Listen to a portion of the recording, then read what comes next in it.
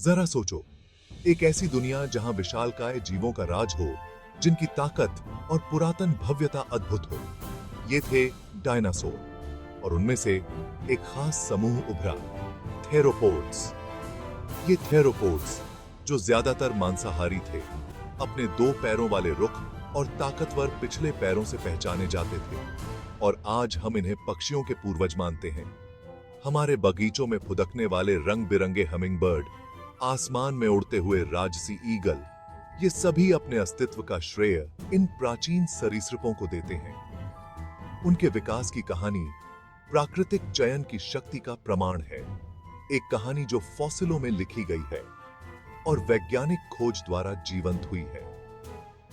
यह कहानी अतीत के डायनासोर और आज हमारी दुनिया साझा करने वाले पंखों वाले अजूबों के बीच उल्लेखनीय संबंध का खुलासा करती है।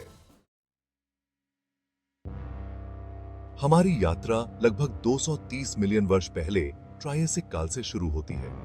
पृथ्वी एक बहुत ही अलग जगह थी, जिसमें सुपर कॉन्टिनेंट पैंजिया का दबदबा था। यह उस समय के दौरान था जब पहले डायनासोर का उदय हुआ, आर्कियोसौर पूर्वजों से विकसित होकर, जो उन्होंने मगरमच्छ और पेट्रोसौर के साथ साझा किए थे। इन शुरुआती अग्रदूतों में थेरोपोड्स थे, जो एक विविध समूह था जो विकासवादी इतिहास पर एक अमिट छाप छोड़ने के लिए नियत था। शुरुआती थेरोपोड्स, जैसे कि यूरोप्टर, छोटे और फुर्तीले शिकारी थे।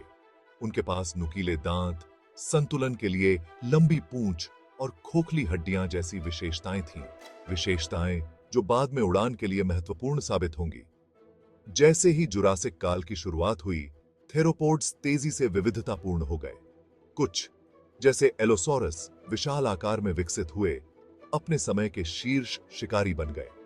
हालांकि दूसरों ने अपने छोटे कद को बरकरार रखा, विकासवादी पथ पर इशारा करते हुए, जो अंततः पक्षियों की ओर ले जाएगा।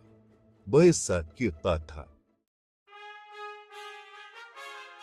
1861 में जर्मनी के सोलनहोफेन चूना पत्थर में एक खोज ने डायनासोर के विकास की हमारी समझ को बदल दिया। यह आर्कियोप्टेरिक्स का एक जीवाश्म था, जो एक छोटे डायनासोर के कंकाल वाला प्राणी था, लेकिन एक पक्षी की तरह पंखों से सजा हुआ था। इस लापता कड़ी ने डायनासोर को पक्षियों से जोड़ने वाला पहला ठोस सबूत प्रदान किया। आर्कियोप्टेरिक्स में रेप्टिलियन और एवियन विशेषताओं का मिश्रण था, जिसमें दांत, एक लंबी बोनी पूंछ और उसके पंखों पर पंजे उसके उल्लेखनीय पंखों के साथ शामिल थे। यह पंख वाला डायनासोर विकास का प्रतीक बन गया, जो भूमि से बंधे सरीसृपों से लेकर आकाश के स्वामी तक के क्रमिक संक्रमण को दर्शाता है। पक्षियों की ओर विकासवादी यात्रा एक रेखीय प्रगति नहीं, बल्कि वंशों की एक जटिल शाखा थी, प्रत्येक के अपने अनूठे अनुकूलन के साथ। प्रारंभिक क्रेटेशियस का एक पंख वाला डायनासोर, माइक्रोरैप्टर, इसे खूबसूरती से दर्शाता है। इस 4 पंखों वाले डायनासोर के पैरों और भुजाओं पर लंबे पंख थे, जो पेड़ों के बीच सरकने की क्षमता का सुझाव देते थे।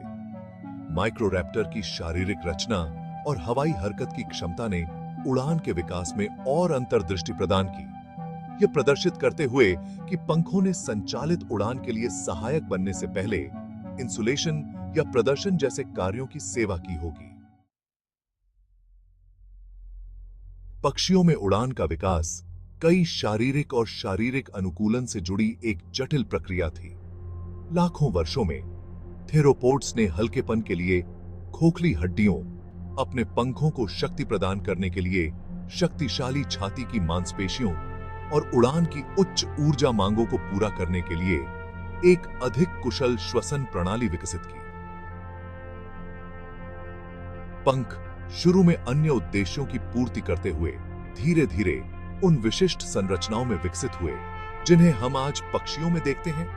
हवा में लिफ्ट, इंसुलेशन और गतिशीलता प्रदान करते हैं। चोंच का उद्भव भोजन के लिए एक हल्का और बहुमुखी उपकरण ने पक्षियों की सफलता को और बढ़ाया, जिससे उन्हें खाद्य स्रोतों की एक विस्तृत श्रृंखला का फायदा उठाने की अनुमति मिली।